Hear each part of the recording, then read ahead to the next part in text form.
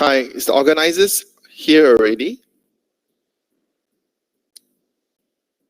Hello, sir. Yeah, we're here.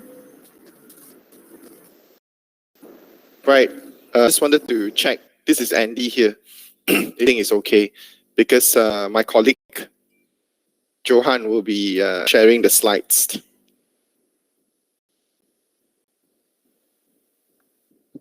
Hi everyone, Johan here. Would it be okay if we just do a small test run on the slides? Sure, go ahead.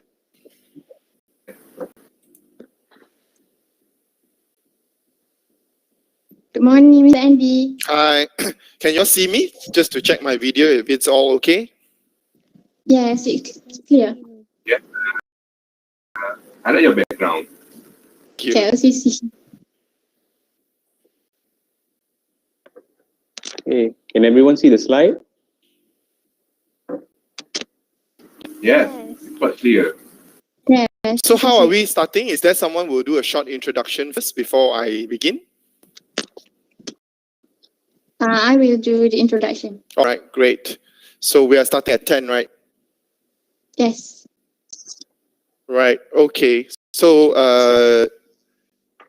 Johan will be doing slides for me, so that's easier for me to present. Okay, I think the slides are fine.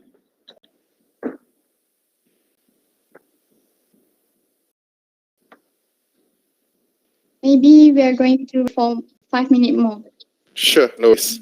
So how will the flow be? The moment we will start by you given, and then And then I will introduce you to the audience. And then for the session, I will ask questions to you. And then Alright. we will take questions from the audience. right. Typically, how many people will attend? I mean, estimate. I don't expect you to know the exact number. 40 plus. 40 plus. All right. So the last one, when was it? How long ago was the last session? The last one was last week. Last week. Okay. So that was about 40 people you mentioned. Yes. Who was it last week? The members of this club. I mean, the speaker. Who was the speaker last week? My friend was the speaker. All right. So the people who are attending is typically, I mean, your members. But this is our last event, so we invite other students from other universities as well. Right. So all of them would be generally comm students lah. They are IPRMSA students. All right. Okay. Branded club. All right. So what year would they normally be? Excuse me? Year. Are they all first year, 10 year, third year student ke? They are all combined. Combined, eh?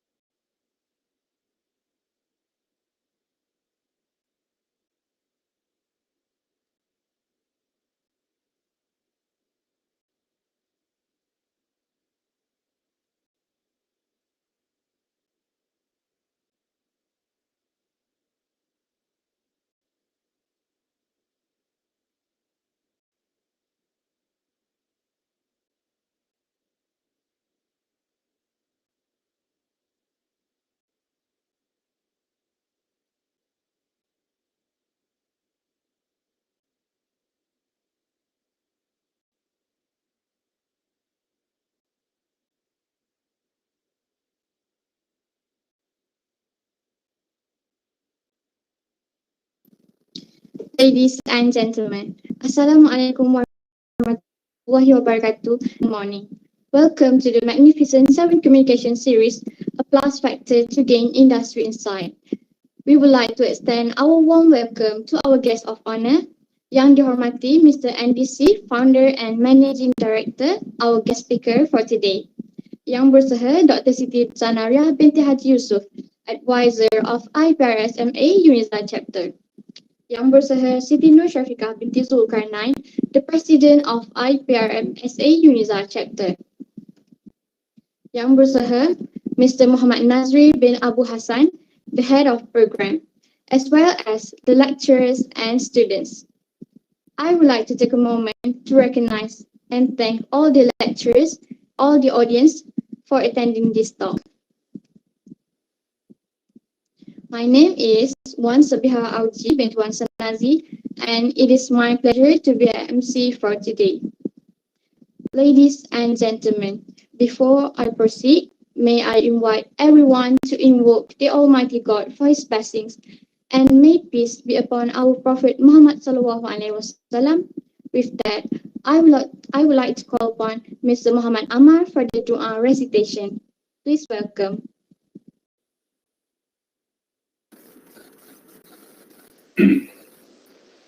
Those Muslims are welcome to pray according to your belief.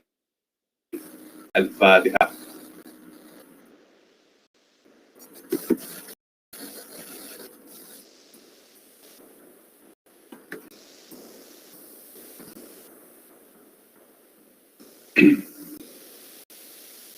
أعوذ بالله من الشيطان الرجيم. بسم الله الرحمن الرحيم. الحمد لله رب العالمين. حمدا يغفر لما هو الزاف مديدا. يا ربنا لك الحمد كما يرى أكرم أتم سلطانك. اللهم صل على سيدنا محمد وعلى آل سيدنا محمد. اللهم إنا نسألك سلامة في الدين وعافية في الجسد وزيادة في العلم وبركة في الرزق وتوبة قبل الموت ورحمة عند الموت ومغفرة بعد الموت. اللهم هون عليك في سكرة الموت والنجاة من النار والأقوى عند الكتاب. اللهم إنا نسألك ذكرك وشكرك وحسن عبادتك. Ya Allah, Ya Rahman, Ya Rahim, you are the one who created the wonders of the moon and the sun, the skies and the seas, the earth and cycles, also the wonders and secrets in traveling. You are the most merciful and gracious one. Grant us your forgiveness and love. Bless us, our friends, our relatives, and all people around the world. Come and guide us who can walk on your path. Strength us with your radar, so we will become blissful and successful people eternally. Ya Allah, amidst this current pandemic, keep us away from COVID-19. We seek refuge in you from this evil disease. Bless us all with peace, health, and happiness.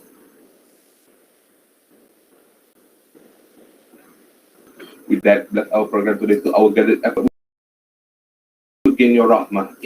The moment it starts to eat in the program by all goodness and blessings. ربنا ظلمنا أنفسنا وإن لم تغفر لنا وترحمنا لنكن من الخاسرين. ربنا لا تزغ قلوبنا بعد إذ هديتنا وهب لنا من لدنك رحمة. ربنا آتنا في الدنيا حسنة وفي الآخرة حسنة وقنا عذاب النار.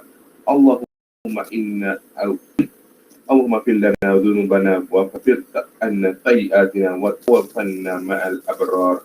آمين يا رب العالمين. Thank you. Thank you, Mr. Amar, for the beautiful praise. May our event be blessed and run accordingly. Ladies and gentlemen, for your information, this Magnificent 7 Communications Series program is a collaboration between PLUS and UNISA to bring value and experience by the communication industry's practitioners, as well as specialists to help provide the advantages to the students when venturing into the working world of PR. It is a great honor for IPRMSA UNISA to embark a journey together with PLUS, as PLUS is Malaysia's largest highway network. And with this collaboration, it is hoped that this program is able to give exposures to students about the importance of the communication field in an organization and the skills needed. We also want to enlighten the students about the careers in communications through the online seminars that will be shared by the experts. Allow me to spare some time to introduce our respective speaker for today's session, Mr. Andy C. Mr. Andy C. is a founder and managing director of Perspective Strategies. It was founded in 2006. Perspective Strategies is a strategic communications and issues management consultancy, which the firm has established a recovery and reinvention practice focused on helping organizations and recover from the COVID-19 pandemic and reinvent how brands and businesses should communicate and build trust with the stakeholders. Without further ado, I would like to invite Mr. Andy C. to share his thoughts regarding our topic for today, which is reinventing for PR 4.0. Please welcome.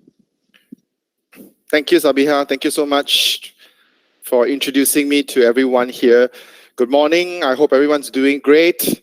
I just want to check if you could hear me loud and clear. Can you just type a yes in your messaging? Just send me a message, say yes. Right. And good morning, everyone. Great.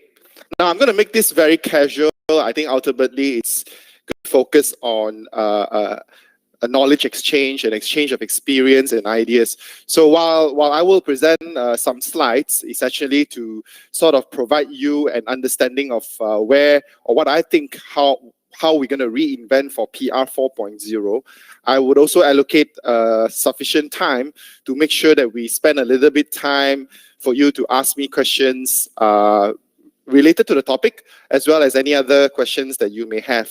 So we have 22 people right now, and wow, more and more is joining. So I wouldn't want to waste too much time. I'll get on directly to the topic of discussion, but I will really appreciate it if you could ask me more questions afterwards, because I think the most benefit you'll get out of it is by interacting and having this discussion with me. Keep it very casual. Just call me Andy, and feel free to even type some of your questions on the messaging board, and we'll try to revisit some of them later. But of course, I will need the assistance of our MC to support me in terms of if I miss out any of those messages. But let's make it a very interactive and discussion-based kind of morning today, right? So can I get a yes for that? Let's keep it casual. Can I get another yes from all of you, if you can hear me loud and clear? Yes. Right. It's not as fun as coming to meet you in person. So let's make do with what's best of the situation. So we can still make it interactive in a virtual environment. So I just need to have that interaction from you as well. Right. For our discussion today, I'm going to cover 4 areas. One, of course, is to look at an overview of the media landscape. Right. 2 is to talk about how the COVID-19 and the digital disruption has really made a difference to the communications world today. And all of you being students of public relations and communications would really need to take into consideration how the public relations and communications landscape has changed so much and will continue to change. And you have to evolve what you've learned to ensure that you're ready for PR 4.0, just like how people are getting ready for Industry 4.0 moving forward. Right, we'll talk about how important it is for us to recover from the current situation, but most importantly is how do we reinvent ourselves for the future. Next slide, John. Right, so to give you an overview of the media landscape, I think we all know that the world of communications has changed and transformed a lot. Now, even before COVID-19, we have seen how the internet, how mobile, connectivity has transformed how we communicate. And moving forward, we are talking about virtual reality, etc., etc. So this will continue to evolve. Now, this makes it a huge challenge for all of us as communications practitioners and you guys moving communications field, because it changes every day. In fact, it changes every second. Right? Of course, with technology, it has enabled us to be able to communicate in a very, very efficient manner, so which also poses challenges for us as communications professionals. Next slide. Now, the impact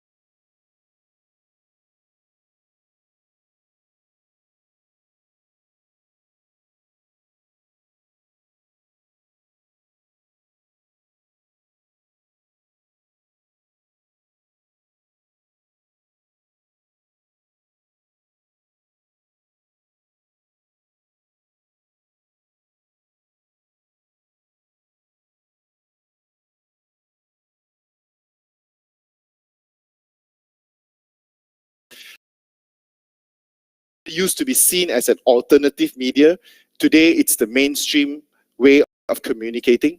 There's a lot of emergence of video content and even co-creation of content. And of course, in the past, we can always identify paid, earn, own in a very clear manner. In today's context, it's really a lot of convergence. But of course, it comes with its sets of challenges. For example, the fake news pandemic. So like all of us, now we're all hit by the COVID-19 pandemic, but on a similar situation right now, we are also hit with a fake news pandemic. It is not easy to differentiate between real news, and fake news is becoming even more real in that sense, in terms of the way it's presented. So therefore, it's very, very important for each and every one of us to have a lot of awareness and to understand the impact of fake news as well. Next slide. So that because of the digital disruption that was accelerated further during the COVID-19, you can see a lot of convergence between the media landscape. It is really hard today for us to differentiate what's paid, what's earned, and what's owned media. It's really at a very, it's really a combination of media between all these convergence. Next slide. And of course, this from a crisis communications point of view, also is a huge challenge. You know, in the old model, it's a step-by-step approach. Today, you know, it's everything comes together it's a matter of seconds, right? And in the past, you can say that, oh, we will handle a crisis communication press conference once a day. In today's context, news need to be updated on a very regular basis. And when a crisis happens, there is that morning after syndrome in the past, when there was, in a matter of seconds, it goes out to the world. So you can see that the world is going digital faster, but it goes to show you why I said the digital and social media is now the mainstream, because of the high adoption rate worldwide over. Next slide. Even applies not only globally, but also in Malaysia's context. The new generation, I'm sure the traditional confined with homes, this is a study during the COVID situation, consuming media content from social medias. Most people get their and most people spend time watching, for example, YouTube, Facebook,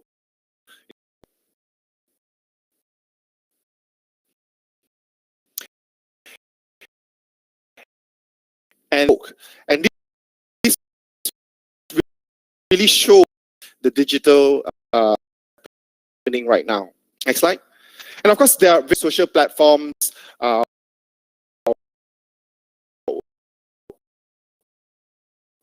Each comes with generation.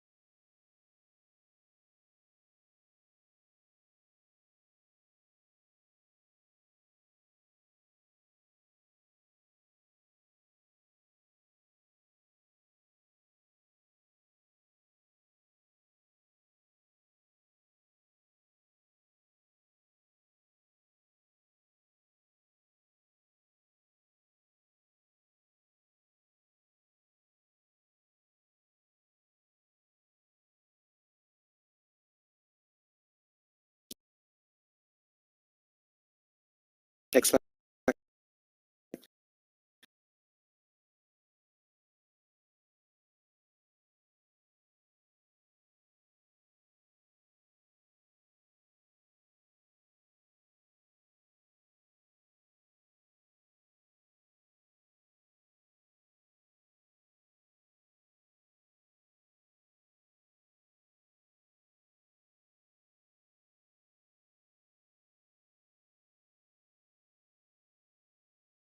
To engage and communicate with stakeholders directly. And this really transforms how organizations communicate and brands communicate. That's why I say platforms, because you need to use all these platforms in order to be able to reach stakeholders effectively. Now, in the past, for example, when there were less media outlets for consumer governments, for example, can just put everyone gets this. This was in the 80s, in the 90s, but today, not television. Some people don't even watch television.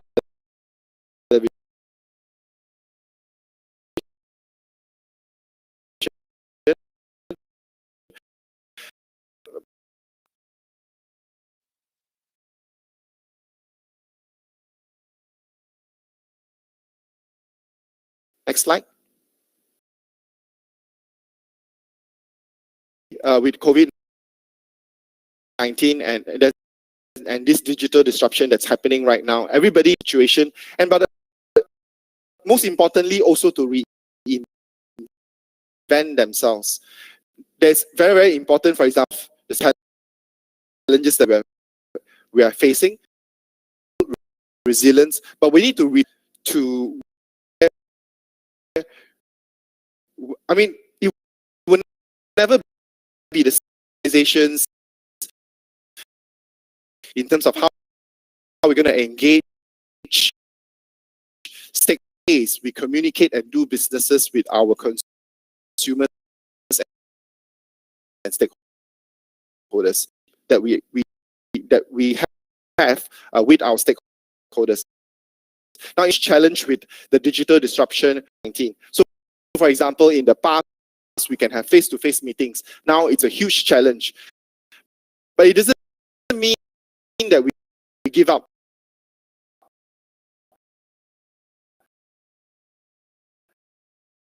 Effective communications professionals. So in the past, press conferences and press interviews are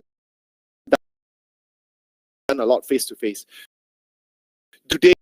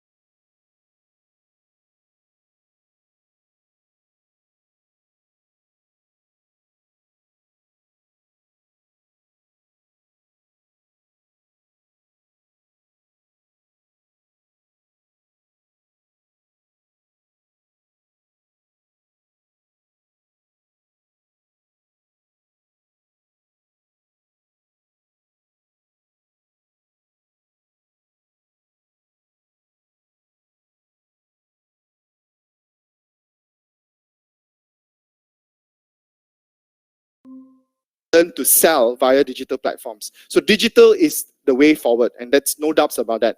Likewise, in communications, digital communications would be the future, and that would be the way forward. Second thing that I think would be very, very important for us not to forget is health and safety, the issue of health and safety. In the past, when we talk about health and safety, we think about organizations that have a lot of danger or has health and safety environment.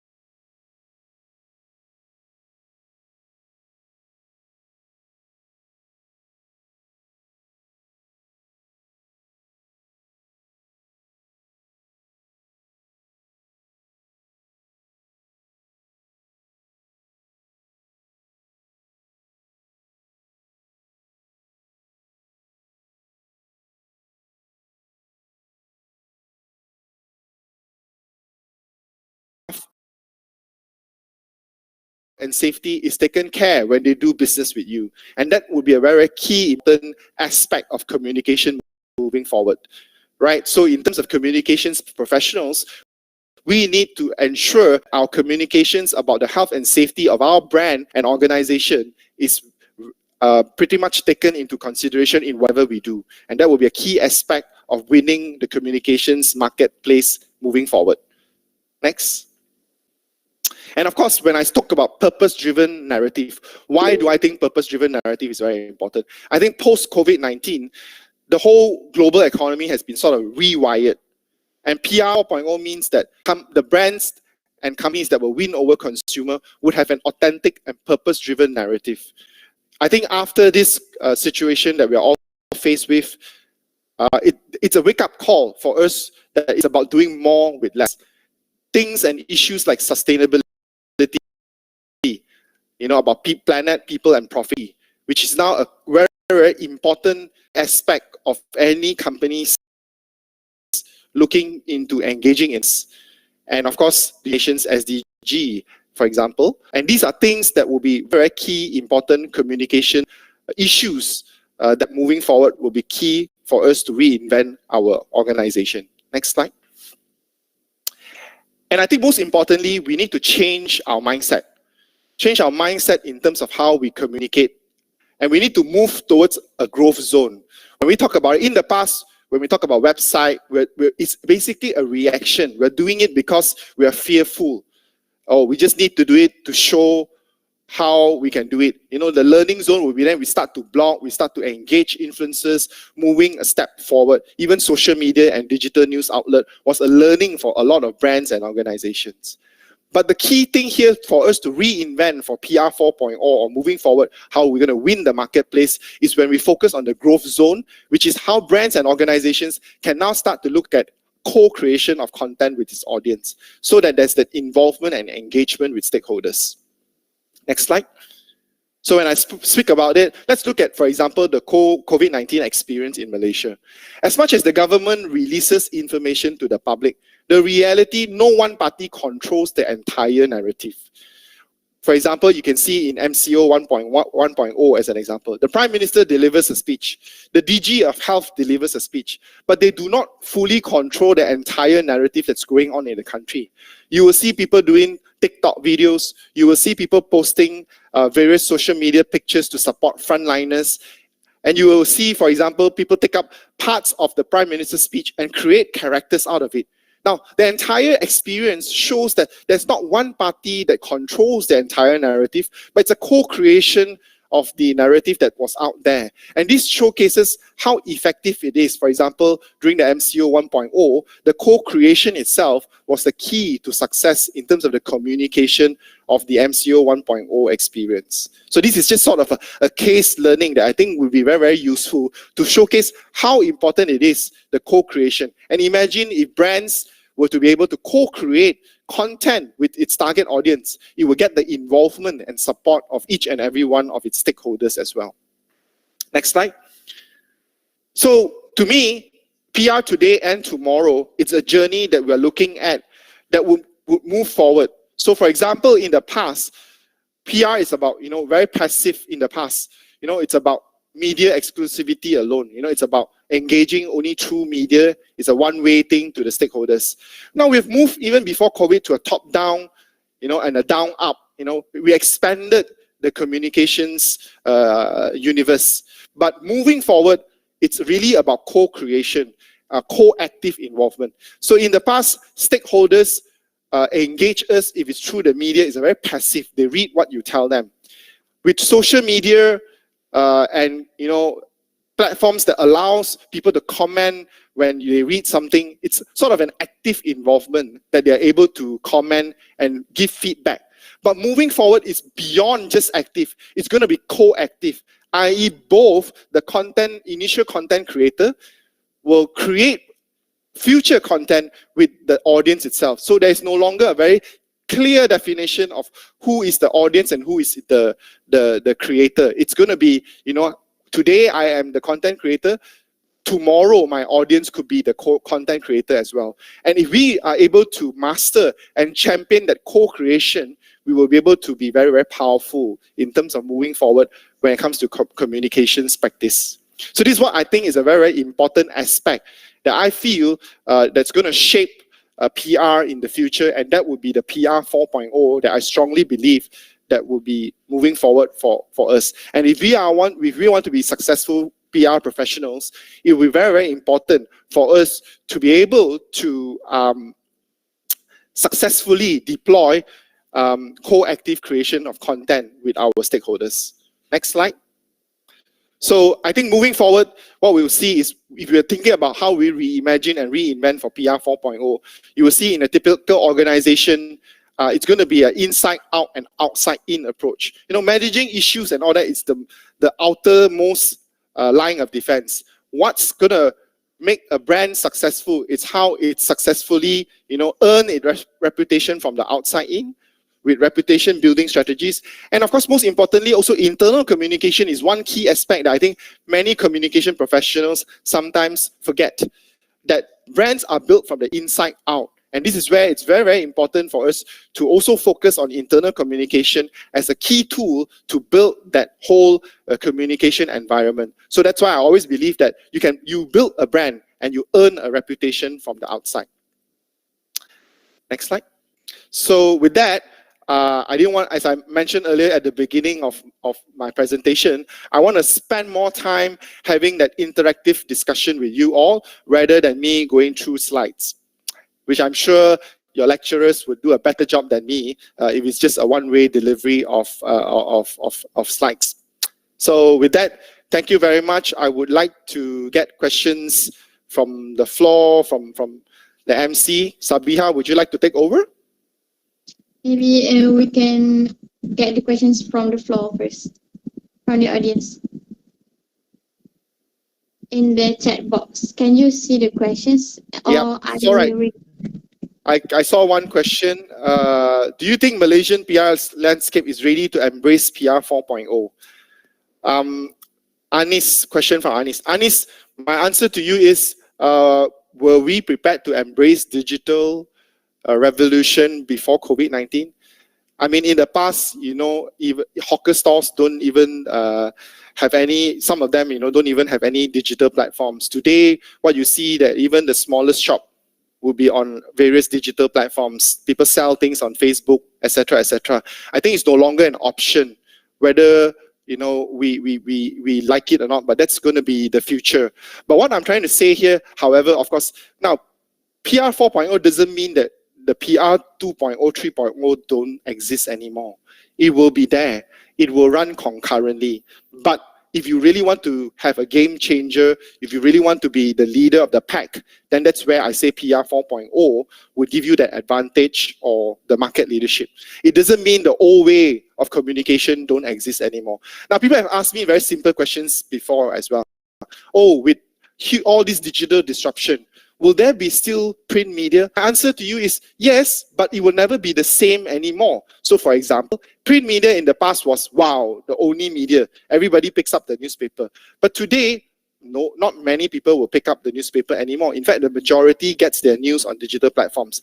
But does it mean that there will be 0 copies of newspaper in the world? I don't think so. I think there will be, but it will come in a different form. So for example, it will be over time, it will be harder and harder to expect newspaper to give us first-hand information. Nobody picks up the newspaper front page to look at the most important thing that happened yesterday. They already know, because when they pick up the newspaper, they will have read the news. What people would be looking at, for example, print would be for analytical news, content that people write additional information about. That's why you see what you see is newspapers that are still around are usually newspapers that write a lot of analytical pieces. So, print, for example, The Age still does well because, The Age is a weekly. There's a lot of analytics in there. Of course, they also provide via digital platforms if you're comfortable, but there will be still some that will pick it up via the hard copy. So I would say, yes, there would be, but it would be very different form and shape. So in that same token, I think the Malaysia's PR landscape will have pockets that may not accept fully, but it's a matter of time. But I think it will be a combination. But if you want to be that market leader, then PR 4.0 would be the way. Right, I think I have another question. In the digital era, what is the most challenging part in managing crisis compared to the past? I think one of the most difficult challenge is actually the time pressure, as well as how organizations need to embrace the way communication has changed. So for example, in the past, when a crisis happened, the communications professional got time to do the statement and then get approval from the bosses. But today's context, a lot of prep work needs to be really, really done way in advance, because in the digital and social world, people expect you to respond to an issue almost instantaneously. So this is where I think the challenge is, the time pressure.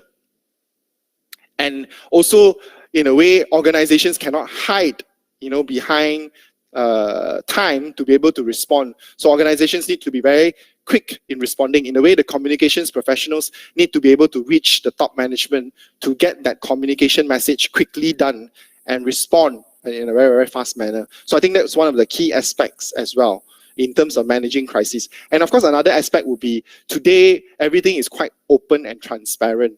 In the past, there will be some information that you can say, may not reach the public so soon. But today, when a fire happened, the news spreads like wildfire. Not just, anyone can send the news out. It could be even the bomberman that arrives to put out the fire, takes the picture and put it on his Twitter, and then it becomes a public knowledge. So that is also another challenge. Is basically information will flow out in a very, very instantaneous manner. And I think a combination of all this will be a real challenge for anybody who's managing crisis moving forward. And even, not only moving forward, today as well. Right, we have asked the question, we have answered some of the questions from the chat box. Any other questions that, who would like to ask a question here? Maybe I can dengar your suara, you all can ask a question also. So please keep it casual.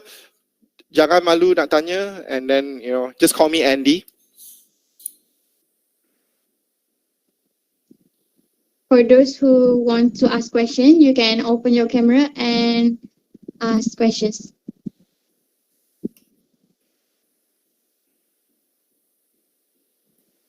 Any other question? Semua dah tahu dah. Or maybe I will ask you questions. Sure. It is linked to the question that you have answered just now. As customer dissatisfaction often being made public everywhere, because dissatisfaction with a product, service, or brand is usually expressed much more strongly than its counterpart. So how can we handle the negative feedback is by responding fastly, as you said.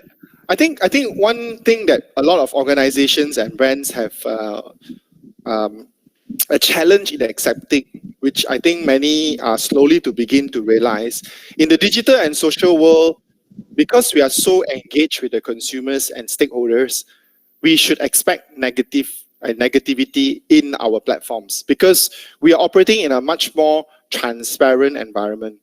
Now, the reality is, even in the past, no products or services in the world can have 100% satisfaction. Memang dah ada yang tak happy pun, but in the past, people write a letter or they call the customer helpline, so nobody knows. Today, it's out in the open because people will complain on the Facebook, Instagram. Now that's in a way the price to pay for being in an open environment. But the reality is, I think consumers are also mature enough to know that some complaints, it's the usual complaint, which of course the brand needs to be proactive and respond to these complaints. I'm not saying that you ignore them, but I think they gone are the days where the brand needs to be so ashamed of even one or two negative complaints, because reality is there will always be some complaints. But of course, there will be some complaints or some serious, genuine issues, for example, that questions the entire trust factor of the brand, that may be out in the public much faster than we would like it to be in the past. Now, the issue here then is also shows how important it is for us to not only expect our stakeholders and customers to believe us when we want to tell what we want to tell. The challenge here is that we need to continuously build that trust. That's why in my earlier slide, I highlighted how important it is for us to have that purpose-driven narrative in one of the key future-proofing our organization. If we have invested to build trust with our consumers, customers, and stakeholders, even way before a certain thing happened, there would be that bank of goodwill that we have built with the consumer. And then consumer will be able to know that, hey, this organization is an organization or a brand that I can trust, because over the years I've seen them demonstrating all these positives. So it's like, tak kenal maka tak cinta. So if you build that having that purpose-driven narrative and you continuously engage your customers and stakeholders and you invest in that, that would definitely help in times of crisis for you to draw on that goodwill that you have had. But again, it's never going to be 100% foolproof. There will be some negativity in any issue that arises, but it's about how do we mitigate and minimize that reputational damage that does on the organization and brand. I hope I've answered your question. Thank you. All right. As customers often channel their negative feedback publicly, so the company should build a relationship before an issue happens as a precaution. Yes, definitely. Right. Do we have any other questions? I'm more than happy also to take some questions if you want to ask some questions outside this topic. For example, many of you are students and thinking about a career in public relations. Some of you want to join PR agencies. Coincidentally, I'm also the president of the Public Relations and Communications Association. I'm more than happy also to take some questions and see how I'll be able to also guide you in that aspect. So please feel free to also ask questions related to your career and growth. I'm more than happy to share as well, because you have another around 20 minutes before the session ends. So I'm happy to also take those questions. I think one of the in my initial engagement with the organizers, one of the things was also to ask me about PR agencies, PR consultancies, and I own an agency, and I'm also head of PRCA Malaysia, which is also the main industry body for PR agencies in Malaysia. Right, Anis asked me another question again. So I'll answer hers, and then I will also take questions related to a career in PR agencies, for example. So some of my most challenging experiences while being in the PR field. The question was, can you share with us some of your most challenging experiences while being in the PR field? I think it's a mix, many challenges. I think number one would be, I've always been in the PR agencies, in consultancies. One of the biggest challenges is to be able to win the trust of my clients. And actually, it's really, it's built over time. I've always find that a huge challenge, but it's also a very satisfying achievement when I'm able to build that trust with my clients. So for example, when my clients have issues and communication challenges, I know I'm the first one they pick up the phone and call. That's a huge achievement.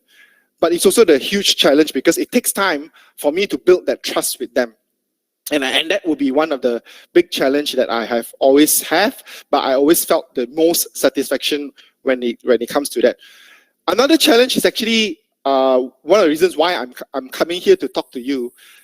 It's also to be able to mentor and build talent for the industry.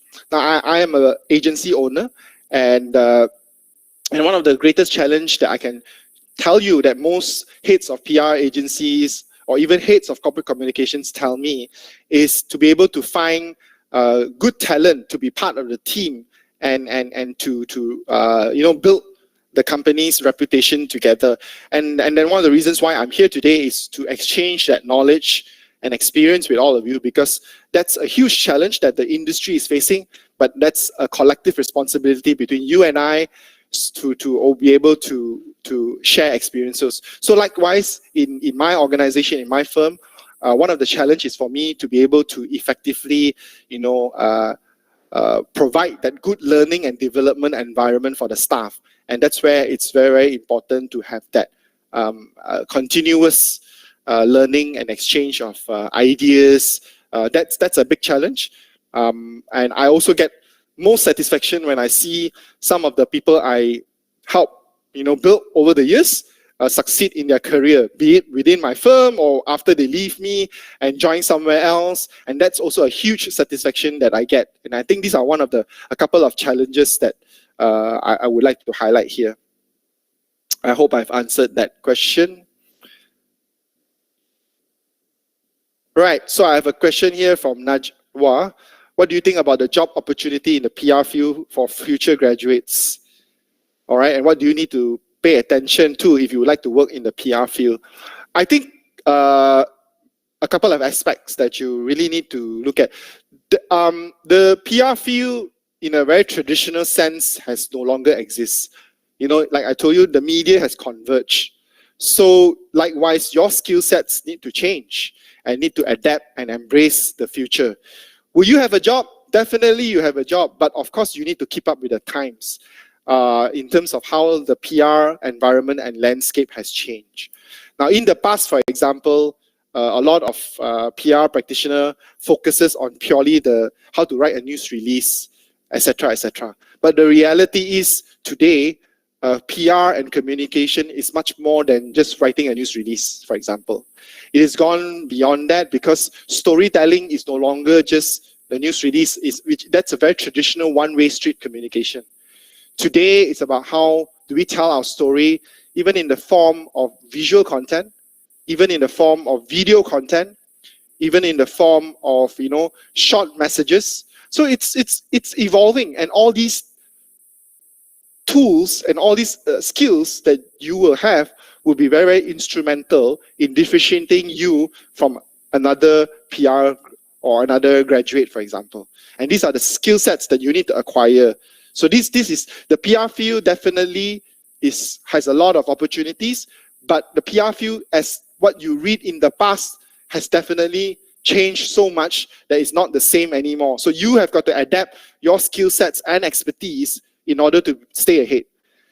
And things you need to pay attention is how do you then tell a brand story or a story for your clients very differently in what I've mentioned just now, PR 4.0. Storytelling has to change the way we communicate and engage. It's the same like someone who does marketing. Marketing has also evolved and changed because the platforms in which we do marketing would have been changed and transformed tremendously because of the digital world that we are in now, right? So I think that's one of the key aspects that we all should take note if we were to succeed in our communications field, in the PR communications field moving forward. Did I answer that question? Any more questions? I think we have 10 more minutes.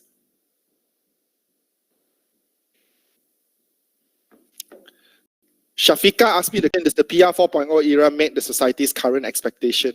If so, how? What are some improvements you would like to see? Definitely it meets society's expectation. one of the elements I spoke about is because of the democratization of information, the ability to communicate and channel information is now in the hands of consumers and public like you and I. And the expectation would be different. And that's why I highlighted how important it is for businesses and brands to communicate the purpose-driven narrative. It cannot just be about hard selling, oh, this is my product benefits. Today, consumers want to know beyond that. What does the brand mean? The why of the brand, right? Does it believe that what it's doing helps the greater good of people, planet, besides profit? Of course, profit is important, but it cannot be the one and only indicator. So that's why I say the purpose-driven narrative is important. And PR 4.0 is going to only succeed if we're able to engage and build that trust with stakeholders and consumers. And that requires us to focus on not just product benefits, for example, not just hard sell. It's about how do we engage and build that co-ownership of whatever we're doing. So I think that's very, very important. And that itself, I think, would be a key improvement in which how we communicate in the future. Any more questions? We have 9 more minutes. I've got a question from Iza Zainal. Yorang tak berani tanya soalan, buka video. I cannot see your nice faces. What are some common traditional PR practices that are no longer valid nowadays due to its destructive nature? Unfortunately, destructive nature things don't go away just like that lah. In fact, with the democratization of communication, there's even more out there now. For example, in the past, we have credible news organization that would filter fake news. Today, so much fake news out there. So it's actually a huge challenge.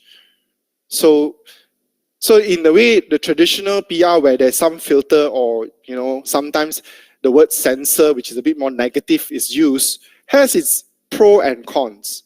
So in a way, yes, with the removal of this censorship, so to speak, consumers are able to get information directly. So in the past, if there are some problems with a certain organization, sometimes because nobody reports it, we don't know, right? That's the negative part. So the pro part is that, you know, I mean, that's in a way, for example, then what's the problem when we remove this filter is that we know everything, but there's also a lot of fake news out there. So I would think that there is always the pro and con in various things that's happening today due to the digital disruption. But what's important is that then we need to make that educated judgment and create a lot of awareness among consumers, members of the public like you and I, to be able to differentiate what's right and what's wrong. I hope I've answered that question. Any more questions? Morning, Mr. Andy. Hi, Nazri, right? Yes. I want to ask one more question Yes. regarding fake news.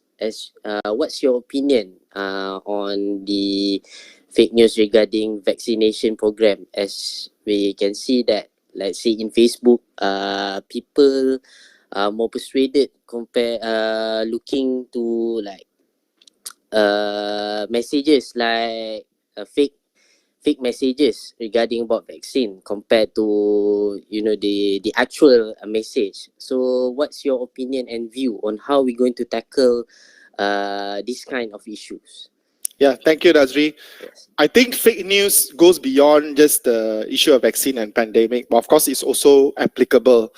Any form of fake news, particularly things that are you know, causes damage to the public is bad. Of course, this fake news about vaccine is one of them. That's why it's very, very important that we have a lot of even awareness campaign to highlight to people to take note of fake news. Now, so for example, in the past, even during the first COVID situation. There were a lot of fake news going out there saying that you can drink this, eat that, and then will cure you from COVID-19. Those fake news are very detrimental because then people will do that and think that they can go out and they won't get COVID, or COVID is not dangerous. Likewise, for vaccine, there's a lot of fake news out there. Oh, if you take this, you can do this, do that, or if you take this vaccine, what will happen to you? So in that way, then it would deter people from adopting the vaccine. Now, what's very important here right now is that each and every one of us, particularly people who are educated and, we are communications professionals, we know the media landscape very well. So that's why we need to promote how important it is for people to always do checks on facts before they believe or forward messages. I think it's very, very important. Now, all of us can play a role.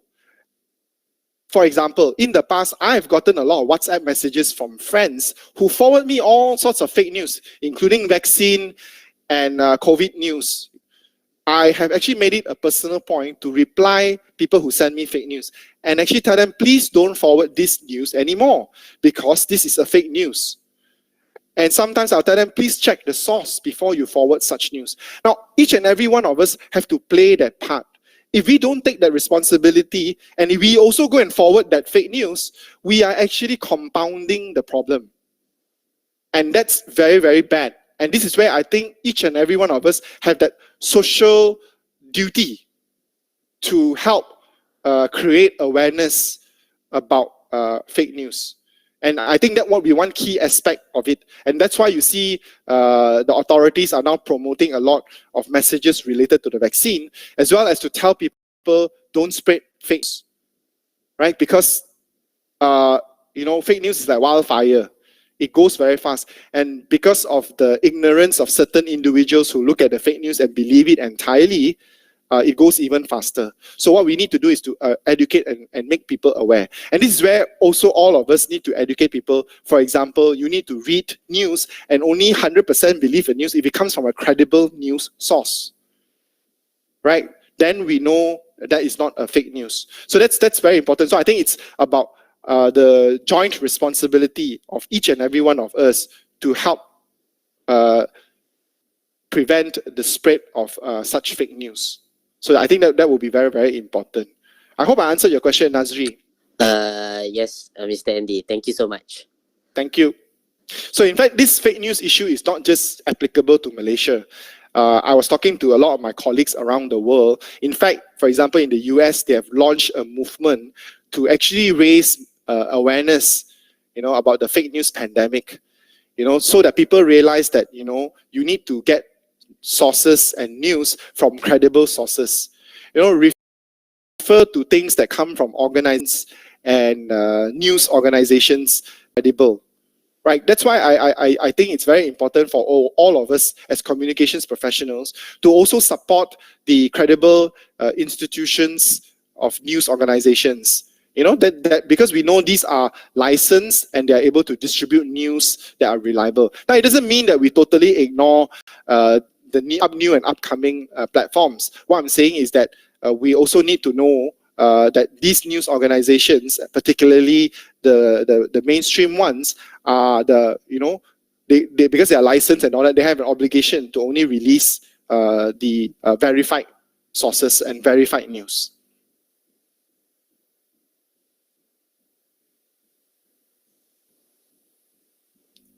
Right. I think there's one last question. Gain public. One of the challenges is to gain public trust. This is from Shah Din. What are the indicators which shows that organizations have successfully gained the public trust? I think there are many, many indicators. I don't think there's one indicator. It depends on the organization, what it does. So for example, if it's an organization that sells a particular product, then you'll see that that product is more adopted by consumers, and consumers won't just take a simple negative news about the product and give it up straight away, because they have earned that trust over the years.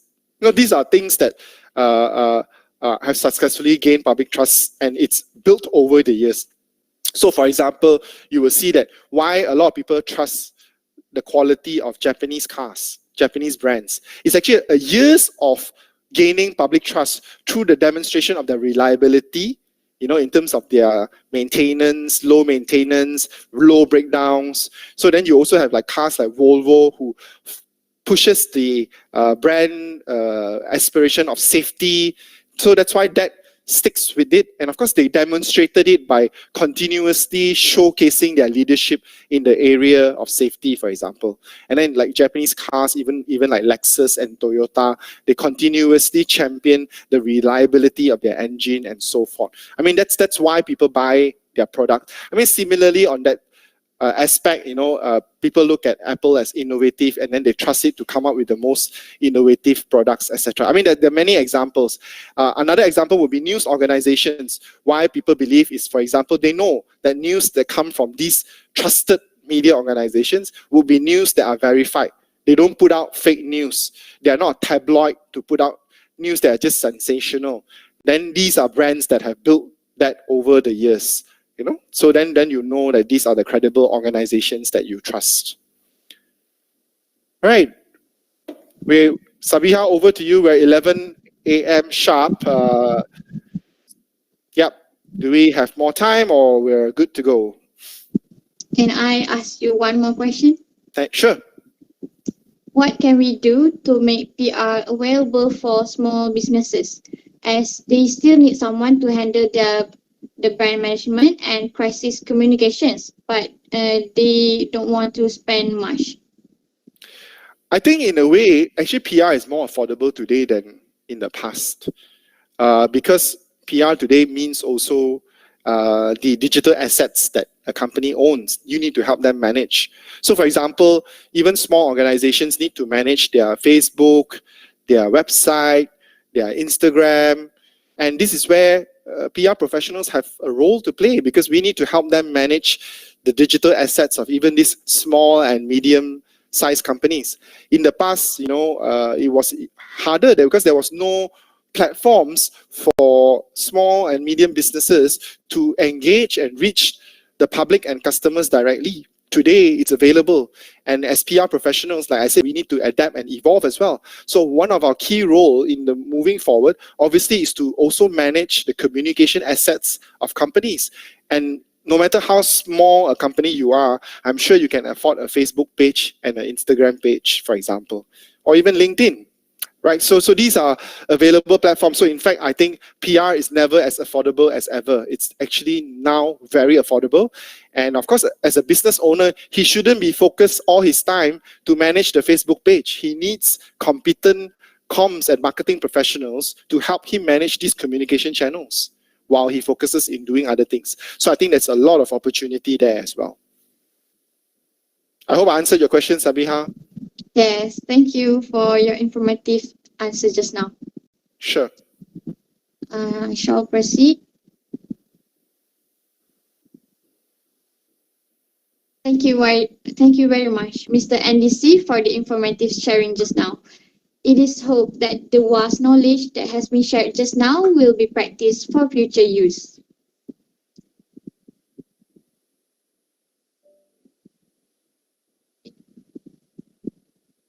Ladies and gentlemen, with that, we have come to the end of our talk. All in all, we would like to wish and express our sincerest gratitude to our speaker of the day for those great informations. We would like to thank the lecturers as well as everyone here for your participation and support throughout this entire talk. We wish to apologize for any recurring inconvenience during the course of this event. Thus marks the end of our talk. May this club spark the student spirit to continue striving the best for the better future, especially in the field of public relations. May you spend the rest of your day in high spirit. And remember to wear your mask and stay safe. Don't forget to fill in the feedback form. The link for the feedback form will be in the chat box. Assalamualaikum warahmatullahi wabarakatuh. Thank you, everyone. It's been a great honor and pleasure to be able to meet and engage each and every one of you. feel free to get in touch with me. You can always reach me at my email. I'll just say it out now, andy.c.see@perspective.com.my. And I'm sure the organizers also have my email. Always happy to engage with fellow students. It's part of my responsibility also to ensure that each and every one of you would have enough learning and development experience to come to the industry. With that, thank you very much. It's been an honor. Thank you, Mr. NDC. Thank Thank you you. so much, Mr. NDC. But before we go, I kindly ask everyone to remain in this online room for a brief photo session. May I ask all of our guests to please turn on your cam and strike your most confident pose for us to screen capture it. Please remain in your pose for like seconds for us to screen capture it. 1, 2, 3. 1, 2, 3. 1, 2, 3. Yeah, I think that's all. Thank you, everyone. Bye. Okay, bye.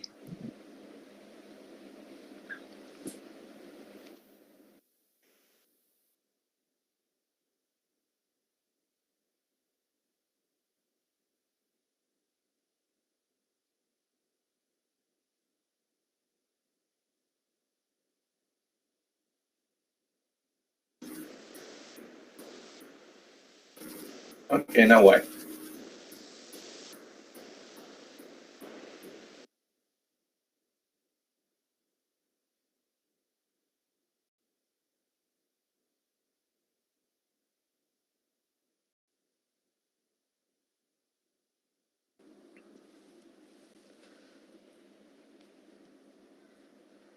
Okay, Alhamdulillah. Okay, sudah habis. I think our event has come to an end.